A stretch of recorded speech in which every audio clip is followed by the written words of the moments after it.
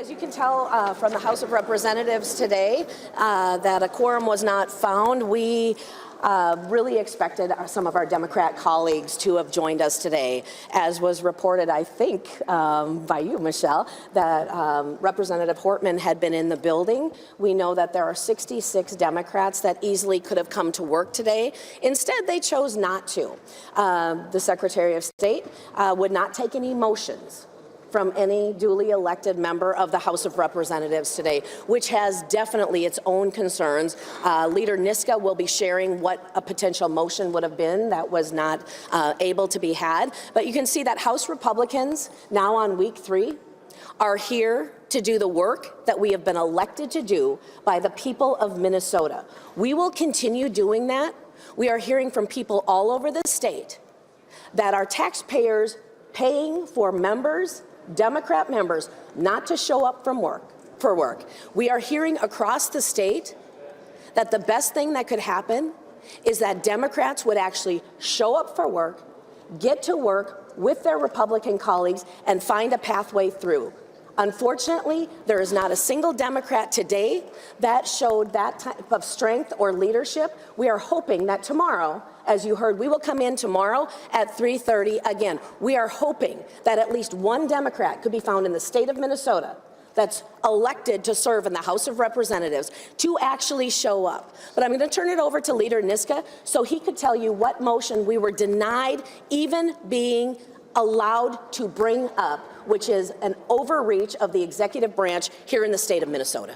Yeah, like Speaker Demuth said, it's really a shame that we weren't able to do our constitutional right to do as members who are fewer than a quorum to either move to adjourn from day to day, that's very clearly in the Constitution, or to make an effort to compel those members who are not here.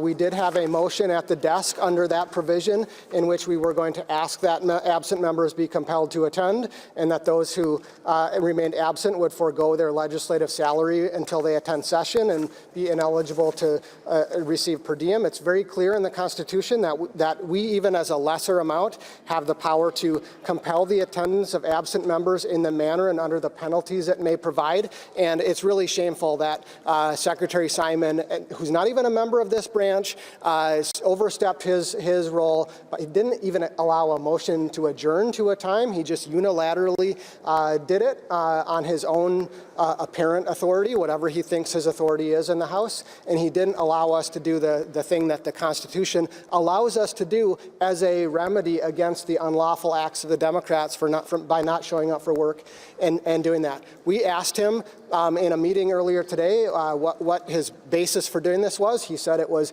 in his words, the safest path. I asked him if he meant the safest legally and what his legal rationale was, or if he means safest for his fellow Democrats who are choosing not to show up for work. And the reality is today he made himself an accomplice in their lawless effort to prevent the House from working. Democrats just need to show up for work. That's what the Minnesota Supreme Court said. We can't do any work until Democrats show up for work. They need to show up for work. We're here. We've shown up for work. When are Democrats going to show up for work? Are you making any progress on a power-sharing agreement? For Democrats now on week 3 not showing up for work really sets any type of conversation behind. We know that Democrats need to show up for work. They have 66 members.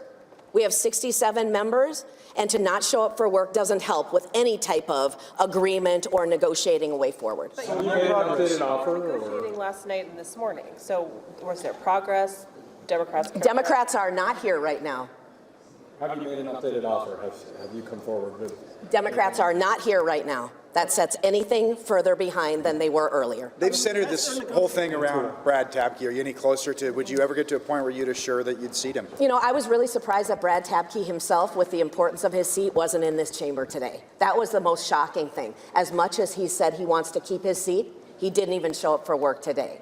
As far as that situation, we again can move forward whichever way is available to us. We have not made a final decision, but what I can tell you is Brad Tabke not showing up for work today was not helpful. Representative Niska, what was Secretary Simon's answer to you when you asked the safest question? If this was for his party, or what did he say back to you? Well, he claims it's illegal. He has a legal rationale for why he's ignoring the clear language of the Constitution, but he hasn't offered that legal rationale. Did you expect him to recognize you when you were standing at the microphone, or did you know he was not going to recognize you? He told us today that he was not going to recognize us. He didn't provide a legal rationale for how he can ignore the language of the Constitution or ignore members who are actually members of the House when he's not. But he did tell us that he was not going to do that. That was there a little bit before he gavelled. I just wondered if you were expecting him to recognize you at that point, but you were not. He should have recognized me. That would have been the legally right thing for him to do, but no, he chose to act illegally and not recognize me. Is there cause for legal action that you can do about changing his role? So I think Palmer versus Perpich is a pretty good example of the Supreme Court saying that executive branch officials don't get to interfere in the legislative branch. Do you intend to take legal action, though? Stay tuned. Are there any maneuvers you can pull out tomorrow when you come back here? House Republicans will be in this chamber at 3:30 ready to do our work. If Democrats or one, even Brad Tabke, if they show up for work, we're ready to do that work and continue, should we return to a tie, to some type of an agreement. But they need to show up for work. As far as any legal or any opportunities that we have to change things, it could be just a repeat right now of what you saw today, depending on the stay tuned. If Brad Tabke showed up, would you seat him?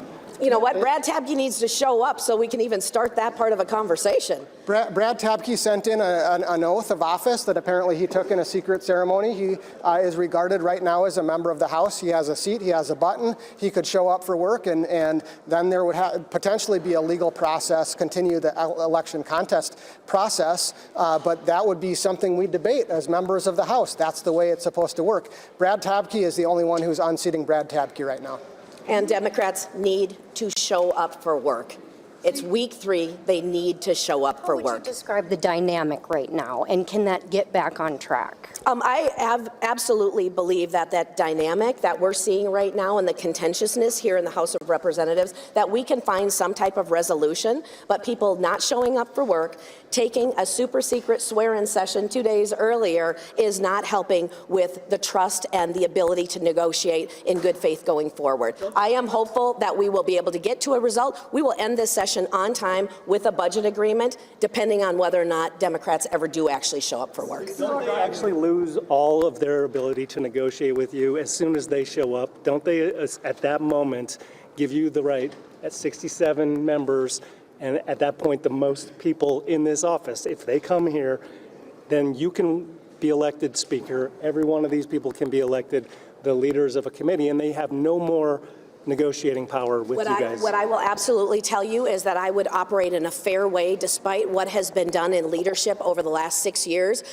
and the last 2 years specifically under Democrat one-party control. You watched a 1,400-page bill be rolled in this chamber. You watched the previous question being moved. That is not the intent that I would have as Speaker of the House of the state of Minnesota. I would operate in a fair way that respects all members going forward, and that is the way that I would lead this House. So just to clarify, you're saying that if Brad Tabke showed up, you would not immediately try to unseat him? We are not saying that at all, but right now, Brad Tabke has not even shown up. For either of you, if you had been able to make this motion, maybe this is too much in the weeds, who would have compelled the missing members? You don't have a sergeant elected, you don't have security, so who would have carried out that motion? Well, the enforcement mechanism for now would be a direction to fine them in an amount equal to their salary, as long as they are not here.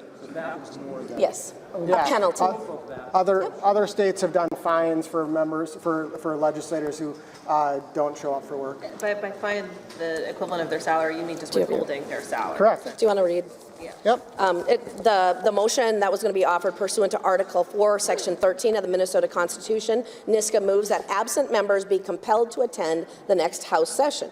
Those who remain absent shall forgo their legislative salary until they attend session and shall be ineligible to receive per diem for the 25-26 legislative session. It is basic math on the fact that taxpayers should not be paying for people that don't show up for work. You and Leader Hortman have another meeting scheduled coming up? I will see if Leader Hortman wants to continue engaging in any type of negotiating. Like I said, I'm shocked that not at least one Democrat bothered to come to work. They did not show up to work today. I'll see if she wants to have more conversation. Would that go to the state Supreme Court again with the same clause? They have, or how would that, do you know the legal mechanism for trying to do the compelling them? Yeah, the state Supreme Court helped contribute to this mess. They might have to clean it up. We're going to be doing this till March. You know what? House Republicans will be here every day doing their work. When our Democrat colleagues show up for work, this ends and we move forward with the literal work that Minnesotans are expecting us to do. Right now, if there would even be a first deadline, which is agreed upon jointly, potentially would have been the 14th of March, and our governor has not yet called an election. We don't even know when that would be. There is work that Minnesotans expect us to do. That is what we're going to be doing here.